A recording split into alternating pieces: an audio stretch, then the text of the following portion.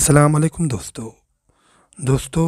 आइए आज सुनते हैं शिव खेर की मशहूर ज़माना किताब यू कैन सेल से एक इक़्तिबास।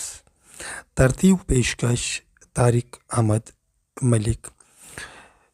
याद रहे कि शिव खेर की ये किताब अंग्रेज़ी ज़बान में तरतीब दी गई है। मैंने अपनी तरफ से एक छोटी सी कोशिश इसका उर्दू तर्जमा करने की है। मुझे उम्मीद है आप मेरी इस कोशिश को ज़रूर सराहेंगे। तो पेश है इसका पहला इक़्तिबास। दोस्तों, शिव खेर फरमाते हैं कि हमारे बात करने का ढंग, हमारे चलने का अंदाज़, हमारा वज़ाक़ता यानी लिबास, लोगों के साथ हमारा मेल जोल वगैरह कुछ ऐसी चीज़ें हैं जो बरज़बानी हाल लोगों को हमारा तारुफ़ करवाते हैं। अगर हम खुद को बेहतर तौर पेश करने की सोच रहे हैं तो इन तमाम चीज़ों पर ध्यान देना होगा।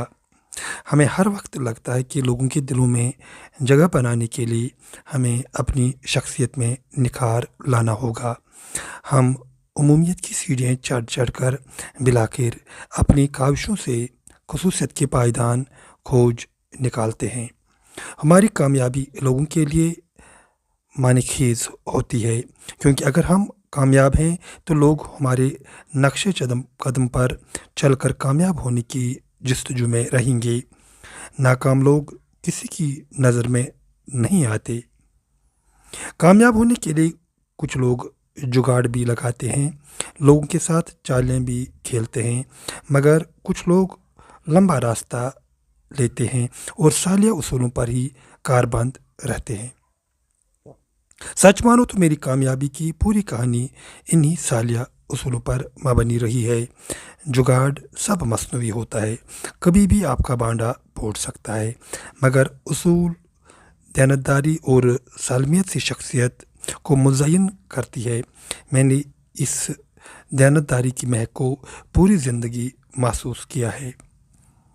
ज़िंदगी की सच्चाइयाँ बहुत कड़वी होती हैं। यहाँ नताइज बेहतर हों तो आपको शाबाशी ज़रूर मिलती है। कोई आपकी मेहनत को अलग से सराहता नहीं। यह अजीब बात है ना कि क्रिकेट के मैचों में अगर बल्लेबाज 99 के स्कोर पर आउट होता है, कोई भी उसे एक इजाफी रन एजाज़ी तौर देकर यह नहीं कहता कि इसने भी एक शानदार सेंचुरी बनाई। एक रन का फ़र्क इतना बड़ा होता है, ये दुनिया हर वक्त सिखाती है।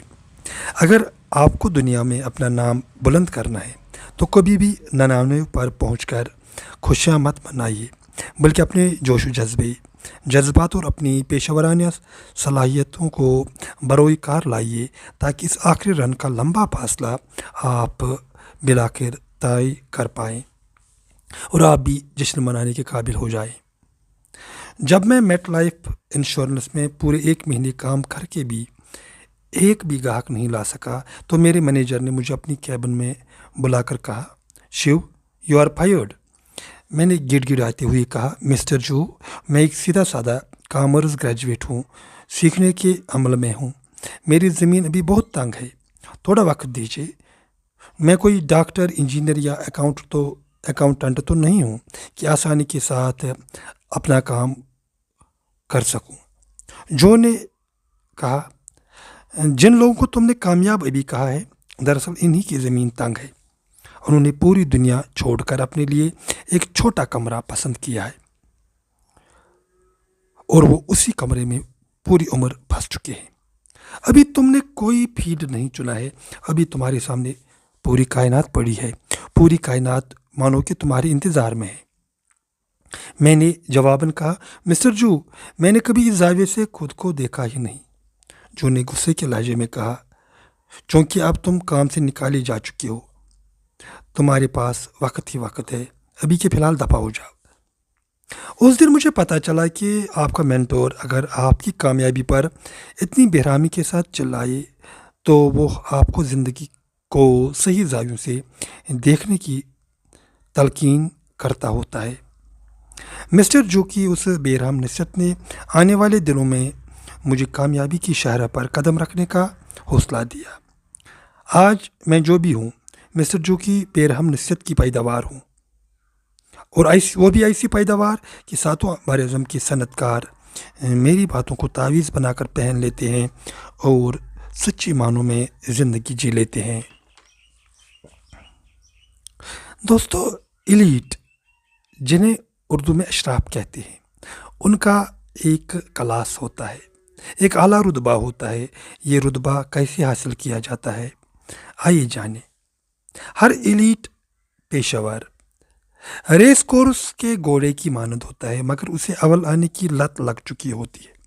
کیوں نہ ہو، اسے پتہ ہوتا ہے کہ دوڑ اگر آدھے سیکنڈ کے مارجن سے بھی جیتی جائے، انعام 10 گنا ملنے والا ہے۔ ایلیٹ ملائی کی طرح ہوتا ہے، دودھ کا برتن چاہے جتنا بھی چھوٹا ہو یا کتنا بھی بڑا ہو، ملائی تو اوپر ہی رہتی ہے۔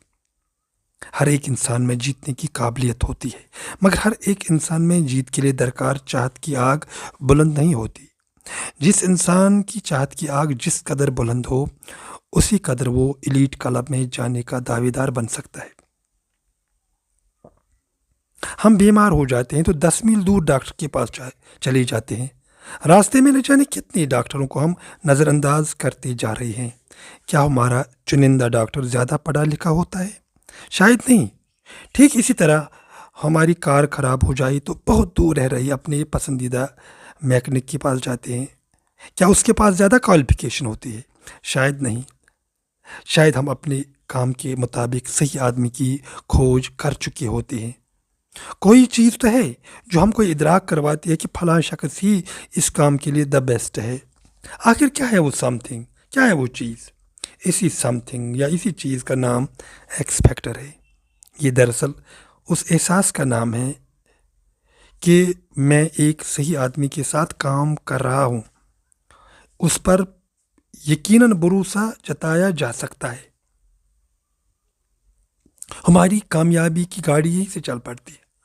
جس کارخانے میں، جس آفس میں ہم کام کرتے ہیں، ایک بھروسہ ہونا چاہیے کہ ہم ایک صحیح آدمی کے ساتھ کام کرتے ہیں اور اس پر بھروسہ کر کے ہم آگے بڑھ سکتے ہیں۔ کیا ہم خود کو ایکس فیکٹر والا تشخص نہیں دلوا سکے؟ لوگوں کے بارے میں ہم نے یہ بات کی، مگر کیا ہم خود کو اس پائیدان پر لا سکتے ہیں؟ کیوں نہیں؟ جس چیز نے ان لوگوں کو یہ منصب دلوایا، وہی چیزیں ہم کو بھی دلوا سکتے ہیں۔ یہاں مجھے ایک بات کی تصحیح کرنی ضروری ہے۔ اکثر کہا جاتا ہے لوگ کامیاب ہونے کے لیے ٹرکس آف ٹریڈ کا خوب استعمال کرتے ہیں۔ میرا ماننا ہے کہ ٹرکس کسی جگاڑ سے کم نہیں، اور جگاڑ تو دھوکہ ہے۔ پیشہ ور لوگ ٹریڈ سے مطلب رکھتے ہیں اور ٹرکس دھوکے بازوں اور مکاروں کے لیے رکھ چھوڑ دیتے ہیں۔ اگر آپ مجھ کو ایک کامیاب انسان مانتے ہیں تو پھر یہ بات بھی ضرور مانیے گا کہ میری کامیابی کا راز سالیہ اصولوں والی ٹریڈ پر ہی ہے، نہ کہ ٹرکس آف دا ٹریڈ پر۔ دوستو، اس طرح ہم نے یہ پہلا والا اقتباس ختم کیا۔ مجھے امید ہے کہ آپ کو اس اقتباس کے سننے کے بعد آپ کی جو زندگی کی بصیرت ہے اس میں اضافہ ہو چکا ہوگا۔ اگر ایسا ہے تو ضرور اپنے کامنٹس میں اس بات کا اعادہ کیجیے تاکہ ہمیں حوصلہ ملے، ہم اسی کتاب سے، اسی شرح آفاق کتاب سے جس کا نام ہے یو کین سیل، سے مزید اقتباس اکٹھا کر سکتے ہیں اور آپ کے سامنے رکھ سکتے ہیں۔ فی الحال کے لیے اتنا ہی۔ خدا حفظ و ناصر۔